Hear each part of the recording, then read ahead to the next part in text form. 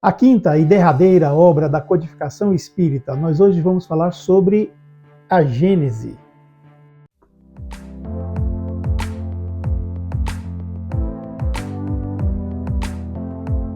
Ela, além de conter uma introdução, é estruturada em 3 seções especiais. A Gênese, segundo o Espiritismo, os milagres, segundo o Espiritismo, e as predições, segundo o Espiritismo.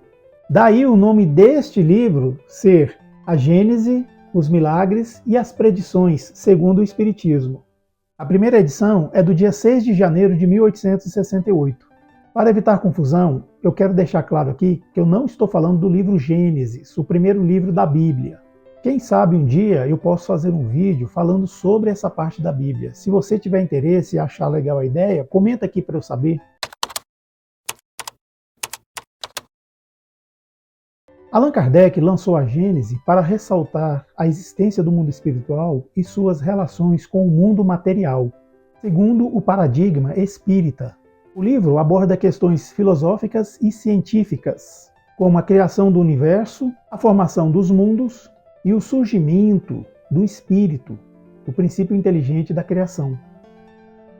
Este livro possui 3 partes, ou 3 seções.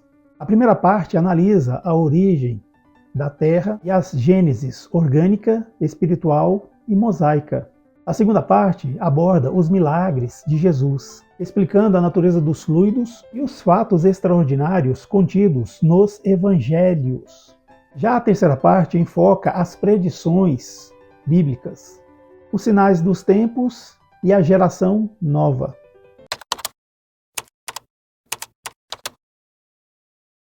Olha, existe uma grande polêmica envolvendo este livro da codificação espírita, a Gênese, os milagres e as predições segundo o Espiritismo. E a polêmica está na chamada 5ª edição desse livro. Consta da catalogação dessa 5ª edição, ela foi revisada, corrigida e aumentada em 1872. Lembrando que Allan Kardec, o codificador da doutrina espírita, desencarnou em 31 de março de 1869. Há quem sustente que as alterações e aumento que houve na 5ª edição do livro A Gênese foram sim feitas por Allan Kardec. O problema é que ele não teve tempo de publicar essa edição. Porém, existe uma corrente dentro do movimento espírita, tanto no Brasil quanto no mundo, de que essa revisão, correção e aumento não foi feita por ele. Ou seja, que isso foi uma adulteração. Existe até um livro que foi publicado por Simone Privato Goidanich, O Legado de Allan Kardec, no qual ela defende e apresenta até provas de que houve sim uma adulteração no livro A Gênese. Sabemos que há uma grande consequência jurídica quando uma obra literária é adulterada, e isso chega a configurar em crime.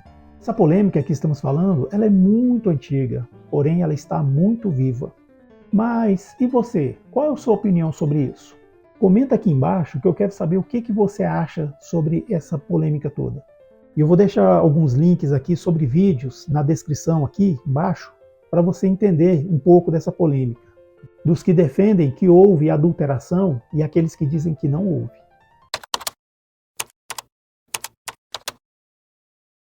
Em A Gênese existe um capítulo inteiro que foi assinado por um espírito chamado Galileu, que deu comunicações por um médium e colaborador de Kardec chamado Camille Flammarion, que foi um astrônomo e um pesquisador renomado na sua época.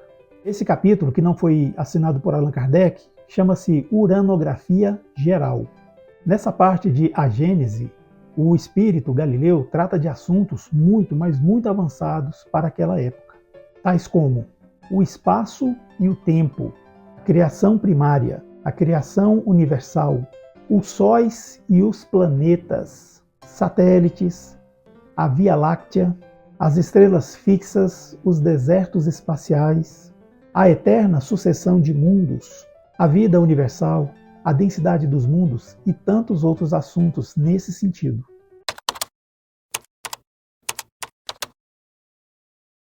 Quando da publicação do livro A Gênese, estava muito em voga as discussões sobre a origem do universo, e, por conseguinte, dos seres vivos. Isso por conta especialmente da nova teoria que surgiu, que é a teoria evolucionista, por meio da seleção natural, idealizada por Charles Darwin e publicada em sua obra A Origem das Espécies, de 1859.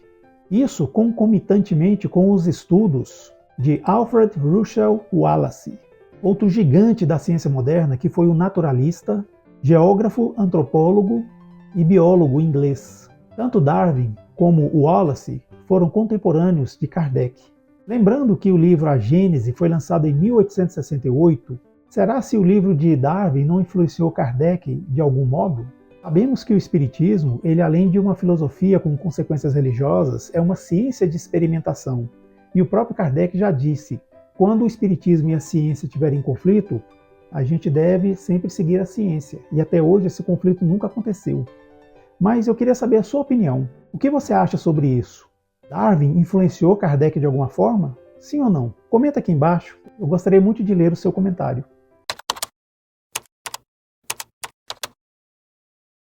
Das 5 obras básicas do Espiritismo, a Gênese é sem dúvida o livro mais técnico e mais complicado de ler e estudar.